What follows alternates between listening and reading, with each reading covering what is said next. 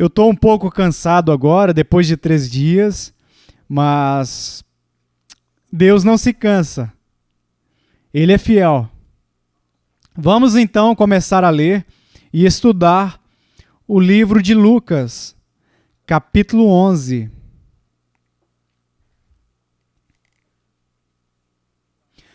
Na última lição, nós falamos sobre como Jesus era um homem de oração, que embora ele fosse Deus, também era homem. Ele orava a favor do seu povo como homem e viveu sobre a terra como homem. E viveu também uma vida de oração.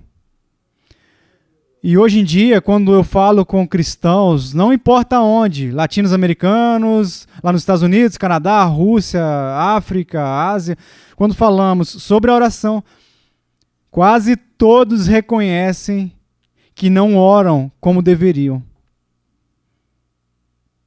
Irmãos, me contem sobre a vida de oração de vocês. E imediatamente os irmãos inclinam a cabeça. Bem, brother Paul, eu não oro como eu deveria.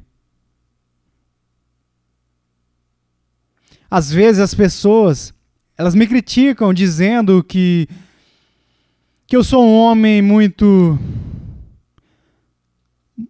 simples, porque quando me dizem, Paul, como eu posso crescer na fé cristã? Eu digo, bem, leia a sua Bíblia e ore. Não tem que haver mais nada.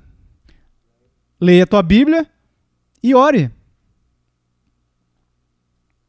É muito simples, mas não é muito fácil. Porque, como eu disse há 2 dias, a carne odeia a oração. A carne odeia a leitura da palavra de Deus. Então, a carne é um bom guia, né? Como devemos viver. Devemos fazer tudo o que a carne odeia. Devemos orar. Hoje em dia, nós temos grandes expositores. E muitos deles falam sobre a necessidade de expor as Escrituras e de estudar as Escrituras. E está certo, irmãos, nós devemos fazer. Mas eu não creio que escutar é o suficiente. Nós não temos escutado o suficiente sobre a oração. Não há muitas conferências sobre a oração. Os grandes reformadores, não tem explicação a vida deles. Carnalmente, naturalmente, suas vidas eram sobrenaturais. Eles não eram apenas grandes expositores, mas eles também eram homens de oração. A esposa de Martyn Lloyd-Jones disse que você nunca vai entender o meu marido, você nunca vai entender o ministério dele, a menos que primeiro você reconheça que ele era um homem de oração. Charles Spurgeon era um homem de oração. Todos os missionários que tiveram sucesso em seus ministérios eram homens e mulheres de oração. E o que é muito interessante e me incentiva bastante é que, embora não que eu não seja inteligente ou eloquente, eu posso orar. Eu posso fazer a coisa mais importante. Até o grande pregador Charles Spurgeon disse que seria melhor ter 10 homens que sabem orar do que 10 homens que sabiam apenas pregar.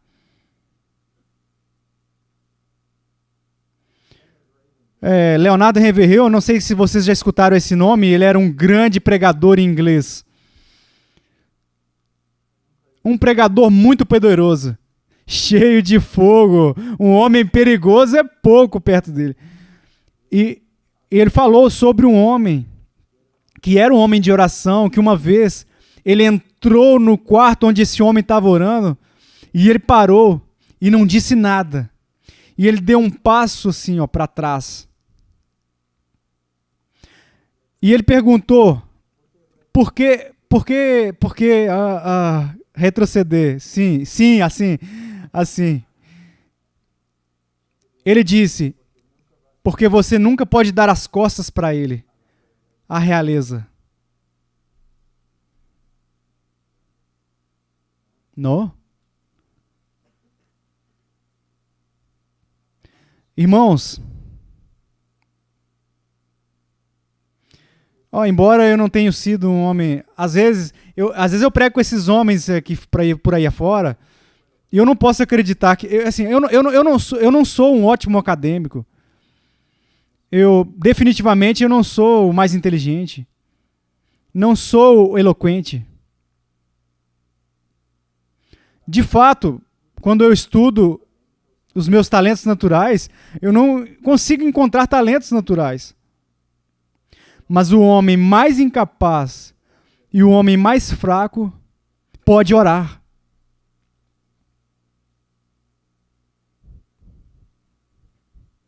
Pode orar.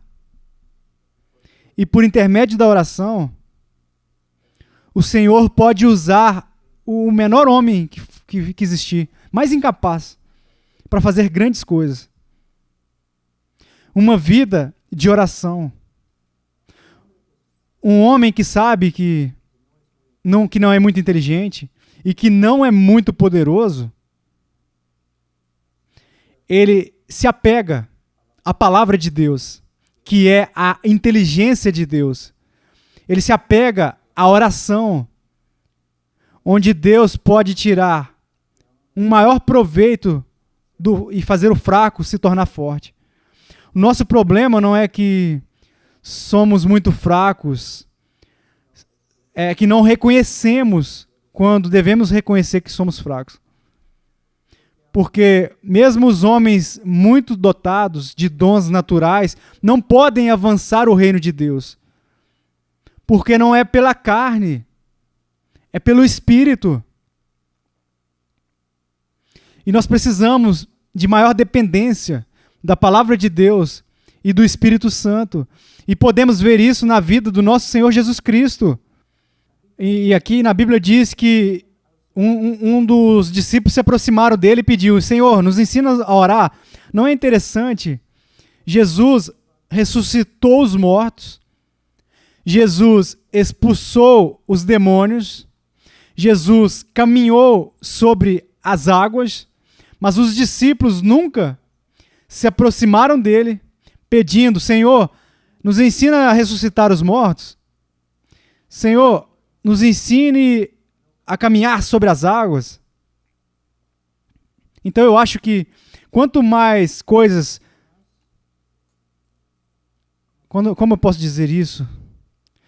A coisa mais excepcional do nosso Senhor Jesus Cristo, mais que o seu poder de ressuscitar os mortos, a coisa mais excepcional na vida do nosso Senhor Jesus Cristo foi sua vida de oração. Que quando os discípulos estavam olhando para Jesus orando, eles pensavam: nunca na minha vida eu ouvi um homem orar dessa maneira. Eu vou dizer algo para vocês, e eu não posso tolerar. Quando eu vejo o que eu vou descrever, eu posso ver imediatamente que este homem, mesmo que ele seja um grande pregador famoso, que ele não conhece bem a Deus. Quando um homem sobe no púlpito e ele diz: irmãos, sejam bem-vindos à igreja, hoje nós vamos nos divertir no Senhor, vamos adorar, vamos ouvir uma pregação e nós vamos agora, Senhor Deus. O quê? Você vai se aproximar do trono de Deus assim? Você não conhece a Deus. Não conhece a Deus. Me desculpe, você não conhece a Deus. Você não sabe o que você está fazendo. Está bem, seja muito feliz, muito bonito. Bem-vindos. Vamos nos divertir na presença do Senhor. Agora vamos orar.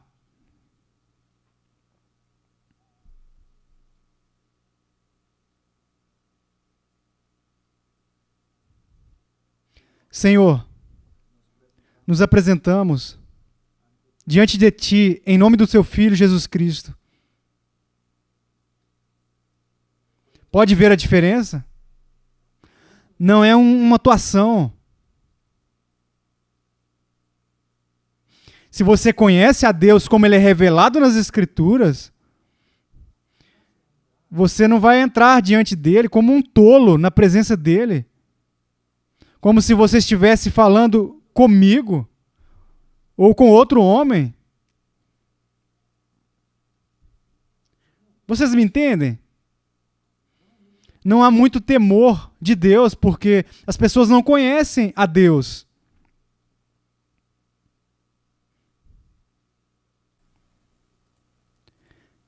Senhor, ensina-nos a orar.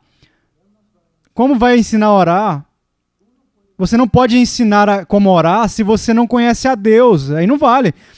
Se você diz sim, pastor, mas eu sou cristão. Pode ser cristão e ao mesmo tempo ser muito imaturo no seu conhecimento de Deus. Vocês me entendem? Vamos um pouquinho aqui aos Salmos.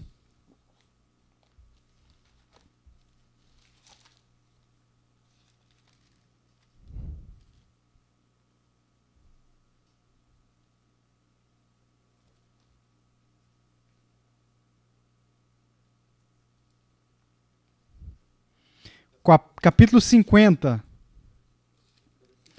versículo 16. Mas ao ímpio diz Deus: de que te serve repetires os meus preceitos e teres nos lábios a minha aliança, uma vez que aborrece a disciplina e rejeitas as minhas palavras? Se vês um ladrão, tu te comprases nele, e aos adúlteros te associas. Soltas a boca para o mal, e a tua língua trama enganos. Sentas-te para falar contra teu irmão, e difamas o filho de tua mãe. Versículo 21. Tens feito essas coisas, e eu me calei. Pensavas que eu era teu igual. A última frase. Pensavas que eu era teu igual. Na ausência do conhecimento bíblico de Deus, a heresia vai entrar. Vamos fazer uma pergunta. Digamos que agora mesmo eu estou aqui com uma folha. Uma folha, um lápis.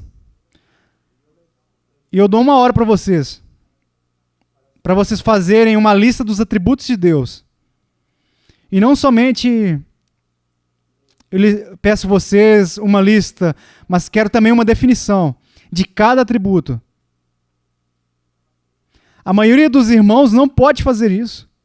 Não sabe nem o que significa santidade ou o que significa a justiça. Então, muitas vezes, nos aproximamos de Deus como se Ele fosse como nós. Mas Ele não é como nós. Agora, Ele diz, ensina-nos a orar. Assim como também o João ensinou seus discípulos. Sabe o que é interessante para os pastores aqui? Os mestres do tempo de Jesus, eles estavam acostumados a ensinar os seus discípulos como orar. Quantos pastores ensinam os seus membros como orar? Como orar no privado, particular?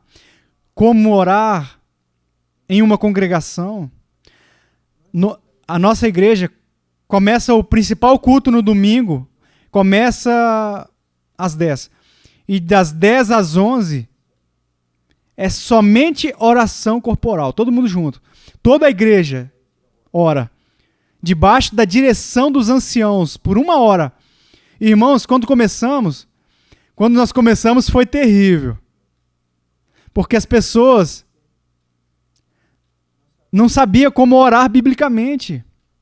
Mas depois de vários anos, os anciãos ensinando as pessoas como orar, às vezes as pessoas visitam a igreja e dizem: uau, o sermão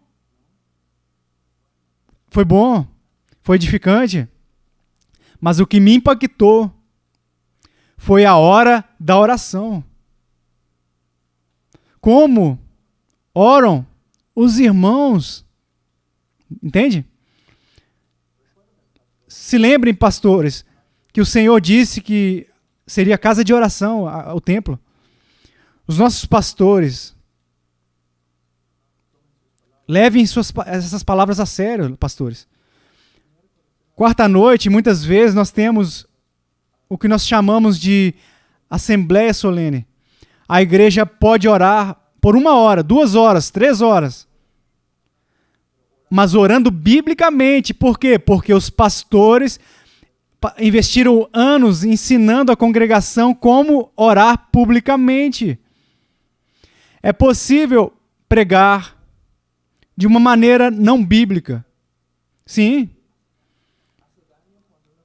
Sim, dá para fazer. É possível orar de uma maneira não bíblica? Sim, dá para fazer. Dá para orar. A reforma não é apenas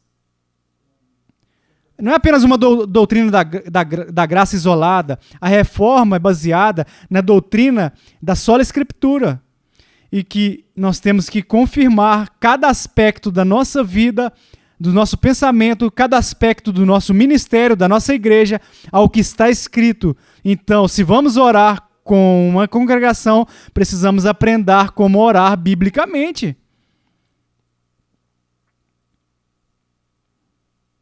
Agora, quando eles pedem que o Senhor, quando ele pede ao Senhor, Senhor, nos ensine a orar, o Senhor responde, como o que nós chamamos de hoje em dia, como a oração do Pai Nosso, especialmente lá na Igreja Católica. É melhor referir isso a essa oração como uma oração modelo.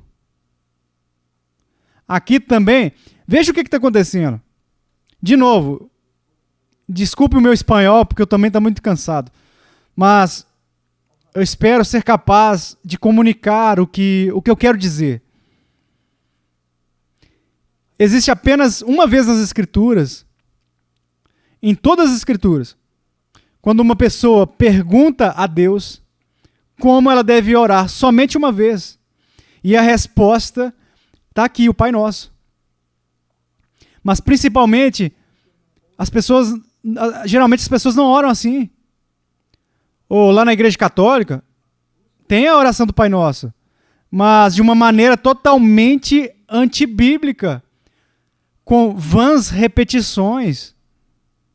Cristo não está dizendo que devemos simplesmente repetir essas palavras aqui, mas devemos usar o Pai Nosso como um esboço, um modelo, como nós devemos orar.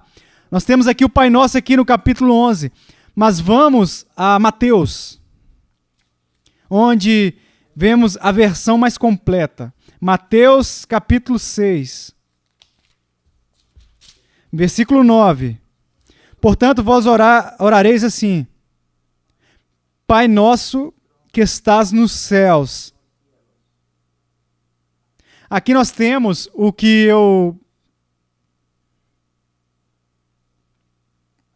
Aqui temos uma psicologia perfeita em relação a como nós devemos nos aproximar de Deus. Temos um exemplo da atitude perfeita que devemos ter quando nos aproximamos de Deus. Pai Nosso, Ele é o nosso Pai. Podemos nos aproximar dele sem medo, que está nos céus. Nosso Pai é o Rei da Glória e nós devemos nos aproximar dele com reverência. Quantos de vocês já devem ter escutado ensinamentos sobre o Abá, Pai? E o pregador diz: Abá, papai. Não é isso que significa, não significa papai. E você não deve ensinar assim. Vocês já devem ter escutado esse ensino. Ah, papai. Não, não significa papai.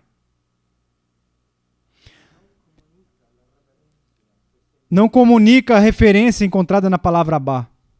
Então, vou dar um exemplo. Na África, em alguns lugares da África, o pai, se ele é um bom pai, as crianças amam seus pais. Mas quando elas vão até os pais, elas fazem isso com reverência. Não vemos isso nos dias de hoje mais, né, na nossa região, enfim. Mas eu já vi crianças dizendo: papai, papai. Sim, filho. Quero falar com o senhor, papai. Mas há uma reverência. A palavra Abá, pai, significa sim, carinho. Mas não um carinho de qualquer jeito, sem reverência. Não podemos enfatizar demais o carinho. Não podemos enfatizar demais a reverência. Tem que andar junto. Tanto em inglês, tanto em espanhol. Papai? Não. Porque ele não carrega a reverência que um relacionamento com Deus exige. Vocês entendem? Tenham bastante cuidado. Ele é o nosso Pai. Nosso Pai é o Senhor da glória. É um privilégio podemos ler e falar e chegar até Ele, Pai, sem medo, diante do Pai, do Rei, Senhor. E quando falamos com Ele, eu falo com o Senhor acerca de tantas coisas, da chuva, do bosque. Esta manhã, Senhor, o café está muito bom.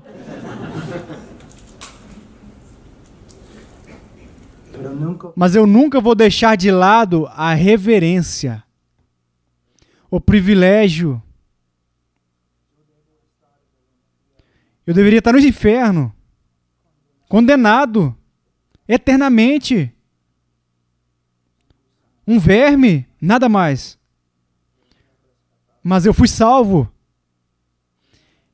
E Ele me chama de filho, porque eu sou. Eu tenho o direito de entrar na presença dEle. É um privilégio.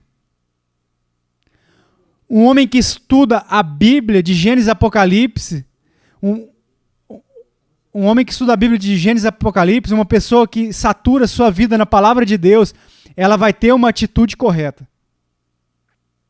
Uma atitude correta. Tudo vai depender do nosso relacionamento com a palavra de Deus. Agora, Pai nosso que está nos céus, santificado seja o teu nome, venha o teu reino, faça-se a tua vontade assim na terra como no céu. O que nós temos aqui é como um diamante e 3 facetas. Existem 3 pedidos, mas eles são de fato apenas um pedido. Então, vamos ver. Primeiro, santificado seja o teu nome. O que significa que Deus é santo? Às vezes eu pergunto aos alunos, aos estudantes, o que significa o que Deus é santo? Eles sempre dizem a mesma coisa, que Deus é sem pecado. Bem, o que significa que Deus é justo? Sim, Deus é sem pecado. Então não há diferença entre justo e santo. Olha, a palavra santo, o seu principal significado não significa que Deus é sem pecado. A palavra significa que Deus está separado. Separação. É muito importante. Deus não é como nós. Deus é muito maior. Deus não é como nós. Deus não se encontra na mesma categoria que nós. Deus pertence a uma categoria acima de todas as outras categorias. Por isso, se escutamos algo que é uma frase muito popular lá na Inglaterra, não antes, Deus e o rei. Falando de Deus e o rei da Inglaterra. Não, isso é blasfêmia. Nunca vamos dizer Deus e outra pessoa, a menos que digamos Deus Pai, Deus Filho, Deus Espírito Santo. Não é Deus e rei terreno, ou Deus e pátria. Não. Porque Deus pertence a outra categoria. E não há mais e nem ninguém na mesma categoria.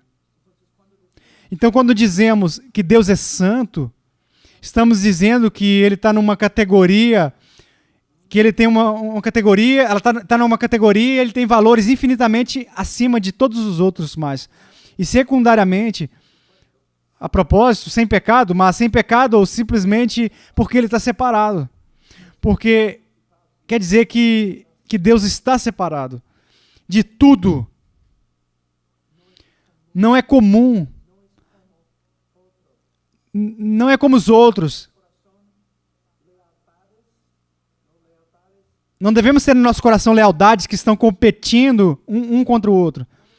Todas as nossas lealdades devem pertencer a Deus. E só a Deus. Ele é o nosso principal amor. Ele tem o primeiro lugar em tudo. Então, quando nós oramos, santificado seja o teu nome, na Bíblia, o nome de Deus se refere ao próprio Deus. Todos os seus atributos, todas as suas excelências. Então, quando nós estamos dizendo, santificado seja o teu nome, que o coração de cada homem, Deus está nesse coração numa categoria separado. E em cima, acima de tudo.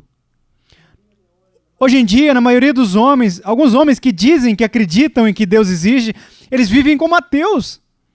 Não é? Deus não está no primeiro lugar no coração deles. No primeiro lugar na mente deles. No primeiro lugar no trabalho. Nos afazeres. Então, a principal petição que sempre devemos orar, acima de todas as demais petições, é: santificado seja o teu nome. Mas a maioria de nós não ora assim, não é? Alguns de vocês provavelmente vão dizer que nunca oraram assim. Aqui podemos ver a paixão do coração de Cristo, a coisa mais importante no coração de Cristo. Senhor, se eu posso fazer só uma petição, e a minha petição é que todos estimem o seu nome infinitamente acima de todas as outras, os demais nomes, os outros nomes.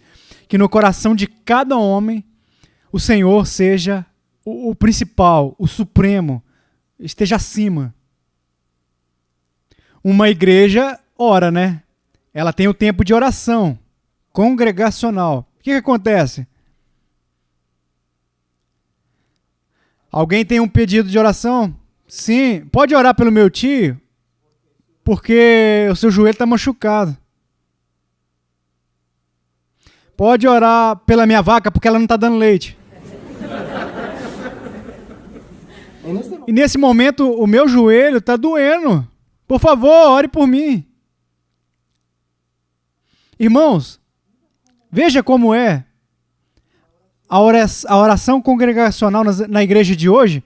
Estamos orando por joelhos, nem mencionamos, santificado seja o teu nome, e nem se importa que tenhamos que sofrer, não nos importa. Nem sequer citamos que o seu nome seja santificado, que o Senhor seja louvado em toda a terra, que ele não pode dormir, porque o seu nome não recebe a honra que deveria receber. Oh, uau, como precisamos mudar, não é verdade? Santificado seja o teu nome. Venha o teu reino. Que o reino de Cristo se espalhe por toda a igreja, por toda a nação, por todos os negócios, por todo o governo, por toda a economia. O Senhor, veja, o Senhor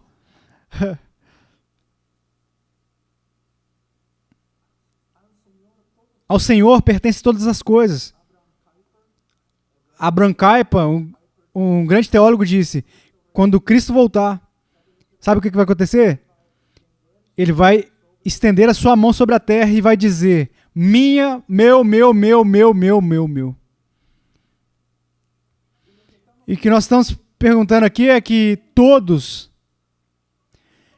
as coisas do mundo, e todas as instituições do mundo, que tudo que se submeta a Cristo.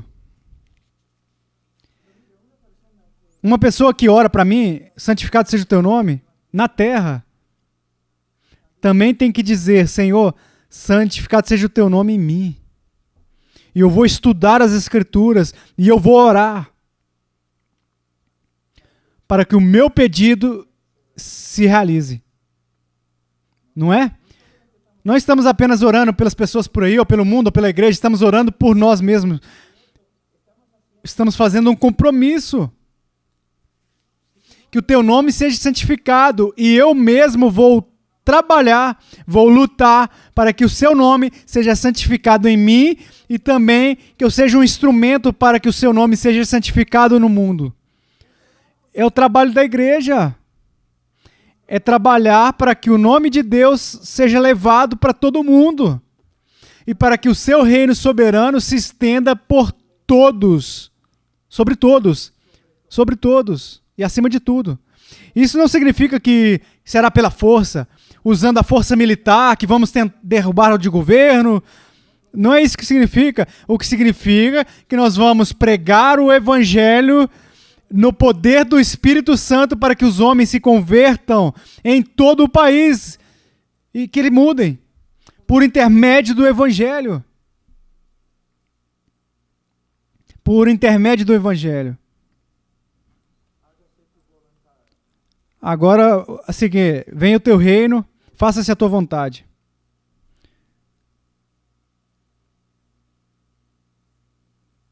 Sabe, eu não sei se vou poder dizer isso em espanhol, mas uma das razões por que os irmãos andam tão tristes e deprimidos é por causa das expectativas deles não realizadas. As expectativas não realizadas. Não é? Por exemplo, o meu corpo é um desastre. Não há mais ferro em mim do que num caminhão. Eu não sei se o Senhor vai poder me ressuscitar, mas com tanto de ferro no túmulo, não é o que eu quero.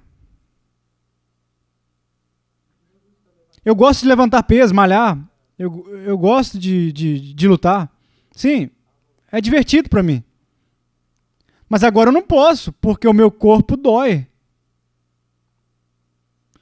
É uma expectativa não realizada. Eu não posso fazer coisas que antes eu fazia. Então eu vou andar deprimido? Se assim for, Senhor, sara-me. Mas, Senhor, se por intermédio da minha enfermidade o seu reino puder avançar mais ainda, e o Senhor puder receber mais glória através da minha vida, por intermédio da minha dor, deixa-me como eu sou. Porque a meta aqui não é a minha melhor vida agora, nessa vida. Não é a meta é o quê? Que o seu nome seja santificado, louvado, adorado. Que o teu reino se espalhe por toda a terra, e que o seu nome seja santificado em mim, e que o seu reino se estenda, avança em mim. Também a nossa maneira de orar. Senhor, se o teu nome pode ser santificado, e se o teu reino pode avançar, abençoando os meus negócios para me tornar um homem rico, faça isso, Senhor. Mas ao mesmo tempo, Senhor, se por intermédio da minha pobreza, seu nome for santificado mais e mais, e o seu reino avançar mais, então que assim seja, Pai. Me dê apenas o que comer. Porque o objetivo, eu não sou o objetivo. Minha melhor vida agora não é minha meta. A meta é o reino de Deus. Então veja, a sabedoria de Deus. Depois do versículo 10, depois de aprender a orar de uma maneira teocêntrica, versículo 11, o pão nosso de cada dia dá-nos hoje. Irmãos, você não pode separar o versículo 11 do versículo 9 e 10. Por que eu estou pedindo pão? Para que eu possa trabalhar na santificação do nome de Deus e no avanço do teu reino e no cumprimento da sua vontade. Irmãos, já tinham pensado sobre isso? Pedimos, Senhor, nos conceda pão. Me dê o que eu necessito para viver. Para quê? Para que eu possa servir ao Senhor. As pessoas não pensam assim, não pensam assim. Senhor, me ajude. Me ajude, Senhor. Senhor, eu sou pobre, me ajude, Senhor. Eu necessito de um carro. Senhor, eu necessito de uma casa melhor. Mas o que nós temos que mudar toda a nossa atitude em relação às orações e aos pedidos. É uma coisa que uma pessoa disse uma vez. Senhor, eu preciso de um carro. Ô Senhor, eu preciso de um carro porque eu estou visitando esses lugares nas montanhas e é muito difícil chegar até lá sem um 4x4. E não apenas algo missionário, mas, Senhor, eu sou pai, agora eu tenho filhos e caminhar na rua é muito perigoso. E como homem, como pai, é o meu dever proteger meus filhos. Senhor, por favor, me providencie um carro para mim. Mas tudo se refere com a adoração a Deus e a extensão do seu reino e fazer a sua vontade. Então, estamos pedindo o que nós necessitamos para trabalhar, o que necessitamos como um exército. Necessitamos de comida, necessitamos de água, necessitamos de armas, necessitamos de lugares para descansar e dormir, apenas para que possamos de novo entrar na guerra e lutar.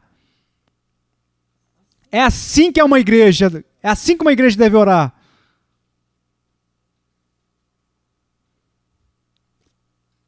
Uma pequena história, um pouco engraçada, não sei. Meus filhos, quando eles eram pequenos, agora meus filhos estão grandões, assim, ó, mas quando eles eram pequenos,